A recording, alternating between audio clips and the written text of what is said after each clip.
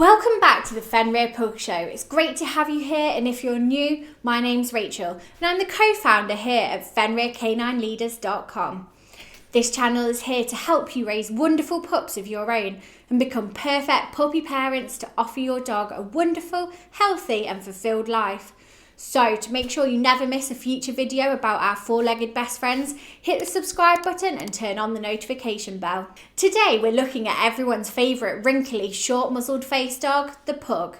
The Pug is an adorable dog loved by many across the world and has grown a lot in popularity over the years for its larger-than-life personality. However, by the end of this video, it may no longer be your favourite, as I'm here to tell you why you shouldn't get a Pug.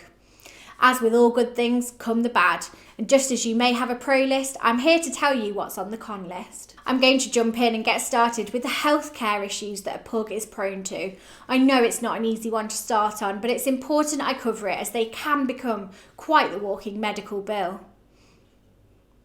As the Pug has a relatively small gene pool, it is known to suffer from quite a long list of hereditary health issues, and some of them are quite serious. They can suffer from multiple eye problems, which is the most common for pugs to suffer with. Muzzle problems, as they all have brachycephalic airway obstruction syndrome due to their short head shape, and intestine, leg, spine and neurological health problems to add to the list. They are more prone to eye problems because their face is so flat. They're more at risk with eye scratches either from themselves or within their litter when they're just a newly born pup. Their health isn't guaranteed problem, however. You need to commit time and finances into preventing long-term problems, which is why I would advise you not to get a Pug. Do you ever look over at a dog sleeping and think, what a sweet dog? And do you ever look at the Pug and think, I bet that's a cute dog when it sleeps? Well, let me tell you, that Pug snores. It's such a loud sleeper that it will shock you when you do hear the sound. Unfortunately, this is all down to one of their health problems I've mentioned, which is the brachycephalic airway obstruction syndrome. Pugs are known for their breathing issues, which is otherwise known as the brachycephalic airway obstruction syndrome, and it occurs in all breeds with significant brachycephaly. Brachycephaly is an abnormally short head, and the soft tissue insides remain the same, even though the facial bones have been shortened, so it's all squeezed into a very tight space. It makes breathing much harder as the airways are narrowed and obstructive.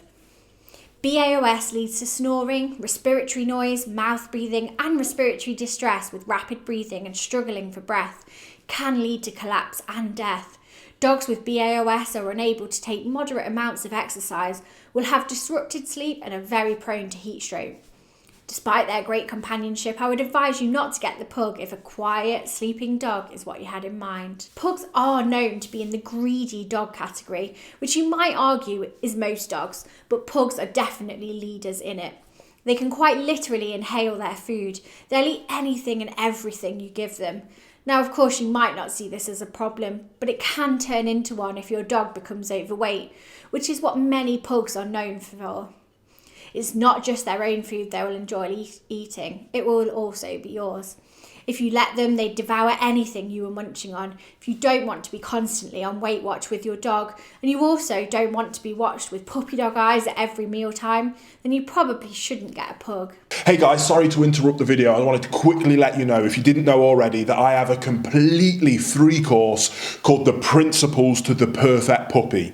In that course, I break down all of the most important things that I think you absolutely have to know and understand for you to become a high-level canine leader that raises your own perfect canine companions. So if you want to go and check out my completely free Principles to the Perfect Puppy course, there'll be a link down in the description box below. Thousands of people have taken that and had incredible success. So I can't wait to see you over there. Again, there'll be a link in the description box below. I'll see you on that course. If you've got a lovely home and the idea of getting a dog who might disrupt the space puts you slightly on edge, then listen to me when I tell you not to get a Pug. And for many reasons, starting with their coats. They're known to be a heavy shedder of a dog, especially as the seasons change in spring and autumn. This means you'll literally find their hair everywhere. Interestingly, fawn-coloured pugs are double-coated, meaning they shed more than a black-coloured pug who only has one coat of hair. Their coats must also be brushed every day, making it relatively high maintenance, but by doing this you will remove the hairs which would otherwise be left all over your house. But again, it's not preventable, as throughout the day they will shed hair. Pugs can also be fairly boisterous and love to play, like all the time, pretty non-stop. They're in need of constant attention and in need of a lot of mental stimulation to keep them going. If you're looking for a dog who can have a good mix of playtime and quiet time, then unfortunately the pug is not for you. Like with many smaller dogs, the pug suffers from separation anxiety when left alone for even a short amount of time. Even when you are about, you will constantly have a pug shadow, as they will be at your feet following you about. I know for some of you this might be the dream, to have such a strong bond with your dog. They're like a part of you. But for many, I know this wouldn't fit well with your lifestyle.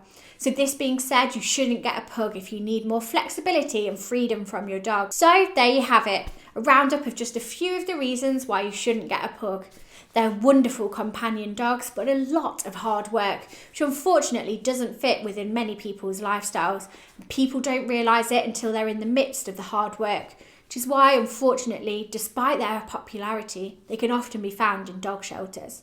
So, I hope you enjoyed today's video and find it helpful. If you did, please hit that like button, and to make sure that you never miss a future video about our four-legged best friends, hit the subscribe button and turn on the notification bell.